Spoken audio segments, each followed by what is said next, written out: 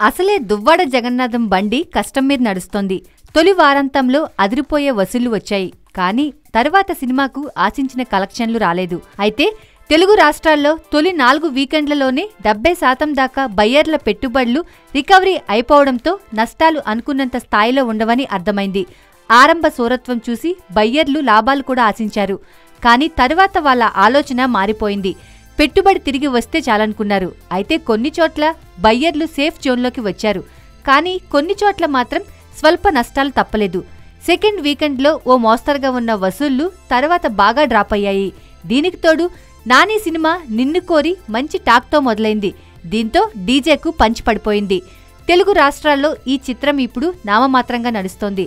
దీంతో పోలిస్తే అంతకంటే ముందు విడుదలైన అమీ తుమీ పరిస్థితే మెరుగ్గా కనిపిస్తోంది. తెలుగు రాష్ట్రాలతో పోలిస్తే అమెరికాలో డీజేను నిన్ను కోరి కొట్టిన దెబ్బ పెద్దది.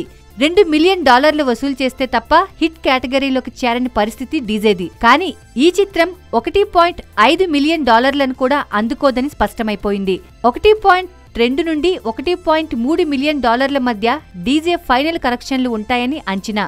బయ్యర్కు 4 కోట్ల దాకా నష్టమని అంటున్నారు. సెకండ్ వీకెండ్లో బన్నీతో పాటు డీజే టీం అంతా వచ్చి ప్రమోట్ చేసినా ఫలితం లేకపోయింది. 3వ వారాంతం వసూళ్లపై పెట్టుకున్న ఆశల్ని నిన్ను కోరి తుంచేసింది. నాని సినిమా దెబ్బకు డీజే వాషౌట్ అయిపోయింది. యుఎస్ టాలీవుడ్ బాక్సాఫీస్ ను నాని పూర్తిగా ఆక్రమించేశాడు. నిన్ను కోరికి అక్కడ వసూళ్ల వర్షం కురుస్తోంది.